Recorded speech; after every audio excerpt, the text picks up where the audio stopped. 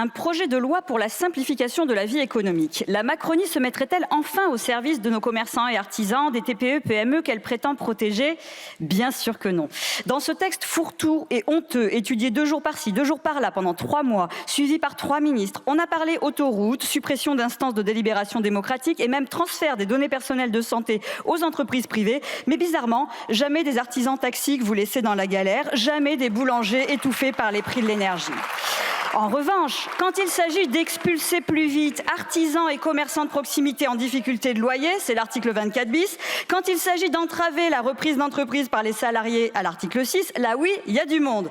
Et encore, nous avons empêché à l'article 27 la création d'un véritable droit de veto du MEDEF sur les lois que nous travaillons dans cet hémicycle. Parce qu'en réalité, c'est toujours aux mêmes que vous voulez simplifier la vie. À vos amis les grands patrons, les riches, les puissants, les grands bétonneurs en chef. Et là, vous avez mis les moyens. Ce texte, c'est de grands coups de tronçonneuse à la Milei dans notre état de droit, dans la justice environnementale et donc la protection du seul écosystème qui nous permette la vie, dans tous les espaces démocratiques de participation à la décision publique ou de l'accès à la justice. Bref, haro sur tous ceux qui prétendent empêcher de bétonner en rond. Alors, ça fait des années qu'on vous voit faire de projets de loi d'accélération en projet industrie verte. Petit à petit, vous faites sauter toutes les digues, toutes les protections de la nature et du vivant. Et là, en plus, cataclysme, le 27 février, le tribunal administratif de Toulouse a déclaré illégale l'anachronique et écocidaire autoroute A69. Fureur de toute la droite de l'hémicycle. Quoi? Dans ce pays, on ne pourrait plus bétonner impunément, détruire sans état d'âme des espèces protégées, des écosystèmes précieux, des zones humides, des terres agricoles?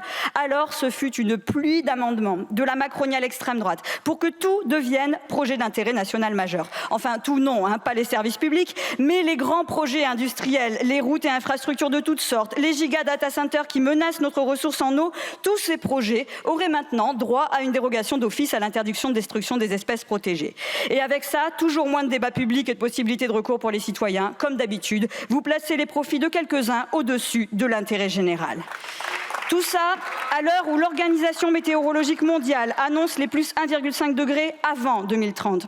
Où les limites planétaires sont presque toutes dépassées, où nos espaces sont tellement artificialisés que les inondations meurtrières se multiplient, où l'effondrement des espèces est 1000 fois plus rapide que lors des précédentes extinctions. Bref, au moment où c'est l'avenir de nos enfants, de nos petits-enfants que nous sommes en train de condamner, vous persistez dans la politique de l'autruche en écrasant notre droit fondamental à vivre dans un environnement sain. Après nous le déluge, au sens littéral, malheureusement, c'est le nouvel adage de la Macronie. D'autant qu'avec ce texte, le gouvernement a réussi à se faire déborder en matière de climato-scepticisme par la droite et l'extrême droite, tout à leur rage de détruire. Résultat, le dispositif zéro artificialisation nette est maintenant complètement ratiboisé au mépris de la préservation de nos terres agricoles. Il faut dire que les bancs en face étaient bien vides pour défendre le pathétique bilan écologique de Macron, lui qui prétend qu'il n'a pas de leçon à recevoir malgré 2 condamnations pour inaction climatique. Et du coup, vous voilà maintenant en mission, collègues macronistes, pour rejeter votre texte. Premier objectif, renvoyer en commission mixte paritaire la version du Sénat. C'est la 3e fois en 3 semaines. Alors la question se pose, est-ce que maintenant, le rôle du Sénat, c'est de permettre aux macronistes de ne pas siéger, puis de rouler tranquillement sur l'Assemblée qui, elle, est élue directement par le peuple? Deuxième objectif, sauver ainsi les ZFE. Là, voilà votre ligne rouge. L'écologie comme prétexte à l'injustice sociale, ça vous parle.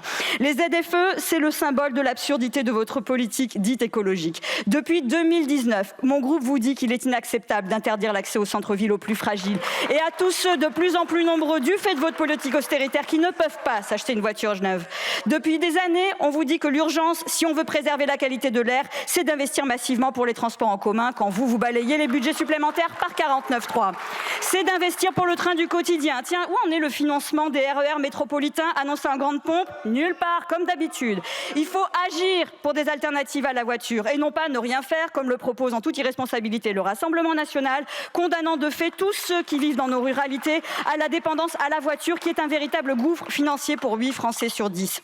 Nous continuerons à mener cette bataille dès aujourd'hui avec le dépôt d'une nouvelle proposition de loi. À l'automne pour des budgets pour une alternative au tout-voiture comment s'est battu pendant des heures sur ces bancs pour sauver de vos griffes trumpistes l'archéologie préventive, le droit au recours des associations, l'initiative française pour les récifs coralliens, les Césaires, l'OFB ou encore la Commission nationale du débat public. Vous êtes défaits aujourd'hui. Le gouvernement aurait dû retirer ce texte, nous allons le renvoyer aux oubliettes. Et au lieu de simplifier la vie et les profits de quelques-uns, protégeons l'intérêt général humain et l'état de droit et simplifions nos chances de survie collective sur cette planète. Je vous remercie.